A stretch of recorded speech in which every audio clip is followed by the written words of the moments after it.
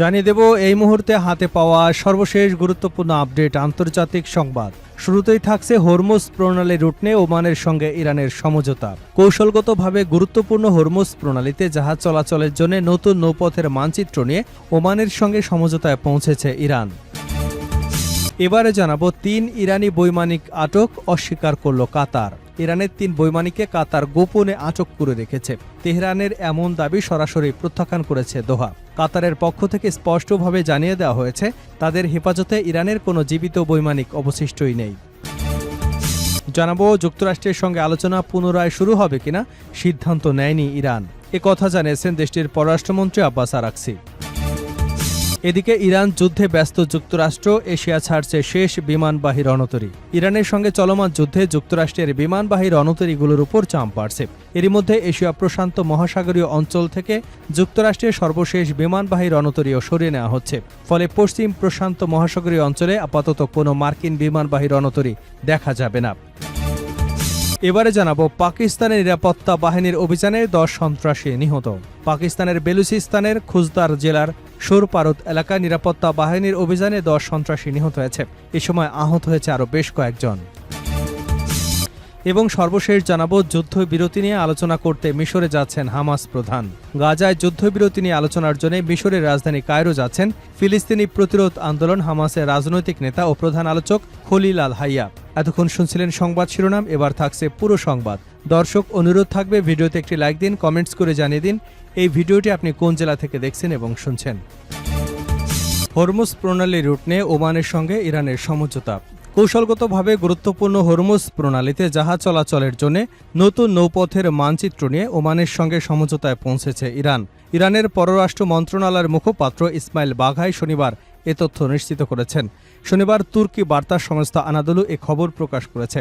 ইসমাইল বাঘাই বলেন, কয়েক সপ্তাহ ধরে চলা কারিগরি আলোচনার পর দুদেশ হরমুজ প্রণালীতে জাহাজ চলাচলের নতুন রুটের মানচিত্র নিয়ে একমত হয়েছে। ইরান এবং ওমান দুই দেশই এই গুরুত্বপূর্ণ জলপথের উপকূলীয় রাষ্ট্র। নিরাপদে জাহাজ চলাচলের পথ নির্ধারণে গত 3 মাস ধরে দুদেশের মধ্যে আলোচনা চলছিল। বাঘাই জানান, গত 18 জুন নিরাপদ নৌচলাচলের রুট তৈরির বিষয়ে একটি সমঝোতা স্মারক সই হবার পর আলোচনা আরও জোরদার করা হয়। গত 3 সপ্তাহে আলোচনায় উল্লেখযোগ্য অগ্রগতি হয়েছে এবং শেষ পর্যন্ত জাহাজ চলাচলের রুটের মানচিত্র নিয়ে সমঝোতা হয়েছে।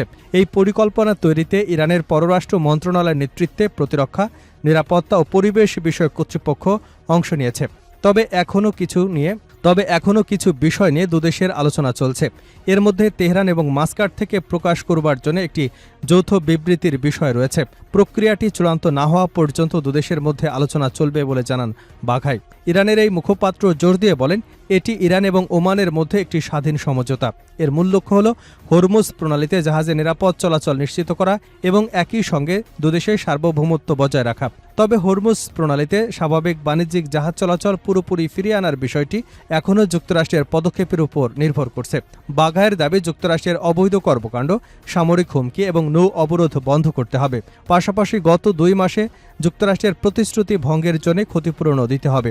হরমুজ প্রণালী জাহাজ চলাচল নিয়ে এই আলোচনা ইরান যুক্তরাষ্ট্রের একটি সমঝোতা স্মারকের আওতায় শুরু হয়েছিল। ওই সমঝোতায় তেহরান এবং মাস্কাটে হরমুজ প্রণালীতে জাহাজ চলাচলের জন্য নতুন কাঠামো তৈরির দায়িত্ব দেওয়া হয়েছিল।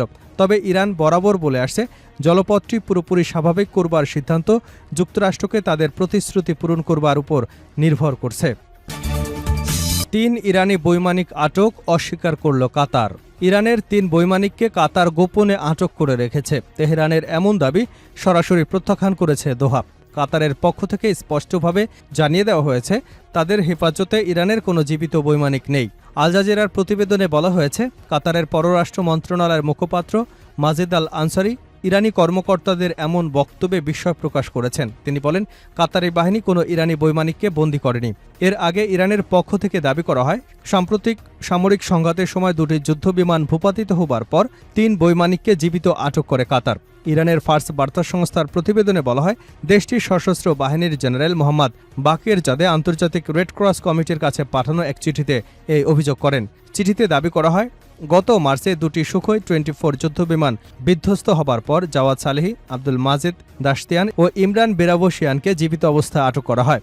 গত 6 মাস ধরে তাদের বন্দী রাখা হলেও পরিবারের সদস্য কিংবা কূটনৈতিক প্রতিনিধিদের সঙ্গে যোগাযোগের সুযোগ দেওয়া হয়নি বলে অভিযোগ করা হয়। তবে ইরানের এ দাবি অস্বীকার করে কাতার জানিয়েছে, মার্চে দেশটির আকাশসীমা অননুমোদিতভাবে লঙ্ঘন করা হলে কাতারের আকাশ প্রতিরক্ষা ব্যবস্থা থেকে সংশ্লিষ্ট বিমানগুলোর সঙ্গে যোগাযোগের চেষ্টা করা হয়েছিল। একাধিক সতর্ক বার্তায় সাড়া না পাওয়ার পর কাতার বাহিনী পাল্টা ব্যবস্থা নেয়। পরে অনুসন্ধান চালিয়ে একজন নিহত বৈমানিক মাজেদ কাজিমের মরদেহ উদ্ধার করা হয়। ইরানি কর্তৃপক্ষের সঙ্গে সমন্বয় করে তার দেহাবশেষ দেশে ফেরত পাঠানো হয়েছে বলে জানিয়েছে দোহা। মধ্যপ্রাচ্যে যুক্তরাষ্ট্রের কেন্দ্রীয় কমান্ডের অন্যতম প্রধান ঘাঁটি আল উদেইদ বিমান ঘাঁটিকে ঘিরে সামরিক উত্তেজনার সময় ওই সংঘর্ষের ঘটনা ঘটে। সংঘাত শুরুর পর প্রথম উপসাগরীয় দেশ হিসেবে কাতার গত মার্চে ইরানের 2টি যুদ্ধবিমান ভূপাতিত করবার কথা জানিয়েছিল। গত 28শে ফেব্রুয়ারি থেকে সংঘাত তীব্র হলে উপসাগরীয় অঞ্চল জুড়ে পাল্টাপাল্টি হামলা শুরু হয়। পরে পাকিস্তানের মধ্যস্থতায় এপ্রিলে সাময়িক যুদ্ধবিরতি হলেও জুনে শান্তি আলোচনা ভেস্তে যায়। এরপর হরমুজ প্রণালীর আশপাশে নতুন করে উত্তেজনা তৈরি হয় এবং বাণিজ্যিক জাহাজে হামলার ঘটনাও বেড়ে যায়। এই পরিস্থিতির মধ্যেও ইরান ও যুক্তরাষ্ট্রের মধ্যে মধ্যস্থতাকারীর ভূমিকা পালন করে যাচ্ছে কাতার। গত জুনে নির্ধারিত 60 দিনের সমঝোতার মেয়াদ আগামী সোমবার শেষ হবার কথা থাকায় মধ্যপ্রাচ্যে চলমান পরিস্থিতি আরও জটিল হয়ে উঠতে পারে। যুক্তরাষ্ট্রের সঙ্গে আলোচনা পুনরায় শুরু হবে কিনা সিদ্ধান্ত নেয়নি ইরান। যুক্তরাষ্ট্রের সঙ্গে শান্তি আলোচনা পুনরায় শুরু করা হবে কিনা সে বিষয়ে এখনও কোনো সিদ্ধান্ত নেয়নি ইরান। শনিবার কথা জানিয়েছেন দেশটির পররাষ্ট্রমন্ত্রী আব্বাস আরাকচি। এর আগে চলতি সপ্তাহে মার্কিন প্রেসিডেন্ট ডোনাল্ড ট্রাম্প জানিয়েছিলেন ইরানের সঙ্গে আলোচনার বিষয়টি যুক্তরাষ্ট্র সীমিত পর্যায়ে রাখছে। মার্কিন সংবাদ মাধ্যম এক্সিওসকে দেওয়া এক সাক্ষাৎকারে তিনি একথা বলেন, আমরা তাদের সঙ্গে কেবল আংশিকভাবে আলোচনা করছি। তবে ইরানের পররাষ্ট্রমন্ত্রী আব্বাস আরাকচি জানিয়েছেন মধ্যস্থতাকারী দেশ কাতার ও পাকিস্তান ইরানের সঙ্গে বার্তা আদান প্রদান করছে, কিন্তু এই যোগাযোগে কোনোভাবেই আনুষ্ঠানিক আলোচনা বলা যাবে না। এদিকে যুক্তরাষ্ট্র হরমুজ প্রণালী নিয়ে ট্রাম্পের সাম্প্রতিক মন্তব্যেরও জবাব দিয়েছে তেহরান। ট্রাম্প হরমুজ প্রণালীকে যুক্তরাষ্ট্রের ভূখণ্ড হিসেবে ঘোষণা করবার হুমকি দেবার পর ইরানের উপ পররাষ্ট্রমন্ত্রী কাজেম গারিবাবাদি কঠোর প্রতিক্রিয়া জানান। এক বিবৃতিতে গারিবাবাদি বলেন, সামাজিক যোগাযোগ মাধ্যমের একটি পোস্ট, একটি বিমানবাহী রণতরী, নির্বাহী আদেশ কিংবা নির্বাচনী প্রচারণার বক্তব্য হিসেবে হরমুজ প্রণালী দখল করা সম্ভব নয়। হুমকিতে ইরান ভয় পায় না, সামরিক শক্তির প্রদর্শনেও তারা ভীত নয়। তিনি আরও বলেন, হরমুজ প্রণালী কখন বন্ধ থাকবে কিংবা খুলবে তা একমাত্র ইরানেরই কর্তৃত্বে নির্ধারিত হবে। ইরানের এই উপ পররাষ্ট্রমন্ত্রীর ভাষ্য, যুক্তরাষ্ট্র যতক্ষণ যুদ্ধের বাস্তবতা ও পরাজয় মেনে নিতে অস্বীকৃতি জানাবে এবং ভ্রান্ত ধারণা থেকে সরে আসবে না, ততক্ষণ হরমুজ প্রণালীতে অবরোধ কার্যকর রাখবে তেহরান। যুক্তরাষ্ট্র ইরানের মধ্যে চলমান সংঘাতের মধ্যেই কৌশলগতভাবে গুরুত্বপূর্ণ এই জলপথ নিয়ে দুদেশের উত্তেজনা আরও বেড়েছে। বিশ্বের অন্যতম গুরুত্বপূর্ণ জ্বালানি পরিবহন পথ হরমুজ প্রণালী ঘিরে অচল অবস্থা দীর্ঘায়িত হলে বৈশ্বিক তেল সরবরাহ ও জ্বালানি বাজারে এর বড় ধরনের প্রভাব পড়বার আশঙ্কা রয়েছে। ইরান যুদ্ধে ব্যস্ত যুক্তরাষ্ট্র, এশিয়া ছাড়ছে বিমানবাহী রণতরী। এশিয়া ছাড়ছে শেষ বিমানবাহী রণতরী।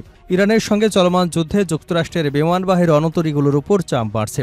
এর মধ্যে এশিয়া প্রশান্ত মহাসাগরীয় অঞ্চল থেকে যুক্তরাষ্ট্রের সর্বশেষ বিমানবাহী রণতরীও সরিয়ে নেওয়া হচ্ছে। ফলে পশ্চিম প্রশান্ত মহাসাগরীয় অঞ্চলে আপাতত কোনো মার্কিন বিমানবাহী রণতরী থাকবে না। অ্যাসোসিয়েটেড প্রেসের প্রতিবেদনে বলা হয়েছে, ইউএসএস জর্জ ওয়াশিংটন প্রশান্ত উপসাগরীয় অঞ্চল ছেড়ে মধ্যপ্রাচ্যের দিকে যাচ্ছে। সেখানে দীর্ঘদিন ধরে মোতায়েন থাকা ইউএসএস আব্রাহাম লিঙ্কনকে প্রতিস্থাপন করবে এটি। ইরানের বিরুদ্ধে চলমান অভিযানে লিঙ্কনে মোতায়েনের সময় এরই মধ্যে মূল পরিকল্পনার চেয়ে বাড়ানো হয়েছে। দীর্ঘ সময় সমুদ্রে অবস্থানের কারণে জাহাজটির নাবিকদের মানসিক স্বাস্থ্য ও স্বাস্থ্য অবস্থা ও সরবরাহ অবস্থা নিয়ে উদ্বেগ তৈরি হয়েছে। বিশ্লেষকদের মতে প্রশান্ত মহাসাগরে মার্কিন বিমানবাহী রণতরীর অনুপস্থিতি সাময়িক হতে পারে। আগামী কয়েক মাসের মধ্যে যুক্তরাষ্ট্র আরেকটি রণতরী সেখানে পাঠাতে পারে। তবে এই পরিস্থিতি ইঙ্গিত দিচ্ছে ইরানকে ঘিরে দীর্ঘমেয়াদী সামরিক অভিযান মার্কিন নৌবাহিনীর উপর বড় ধরনের চাপ তৈরি করেছে। পশ্চিম প্রশান্ত মহাসাগরে মার্কিন রণতরীর অনুপস্থিতি চীন কাজে লাগাতে পারে বলে আশঙ্কা করেছেন বিশ্লেষকরা। হাডসন ইনস্টিটিউটের প্রতিরক্ষা বিশ্লেষক ব্রায়ান ক্লার্ক বলেন, এই সুযোগে চীন নিজেদের সামরিক শক্তি প্রদর্শনের চেষ্টা করতে পারে। তার মতে চীন, ফিলিপিন, জাপান, ইন্দোনেশিয়া সহ আঞ্চলিক দেশগুলোকে বোঝাতে চাইতে পারে যে পশ্চিম প্রশান্ত মহাসাগরে যুক্তরাষ্ট্র আর আগের মতো প্রভাবশালী নয় এবং তাদের নিরাপত্তা নিশ্চয়তা দেওয়ার সক্ষমতাও কমে গেছে। চীনের সামরিক তৎপরতাও সম্প্রতি বেড়েছে। চলতি সপ্তাহে ইন্দোনেশিয়ার সঙ্গে নৌ মহড়া করেছে বেইজিং।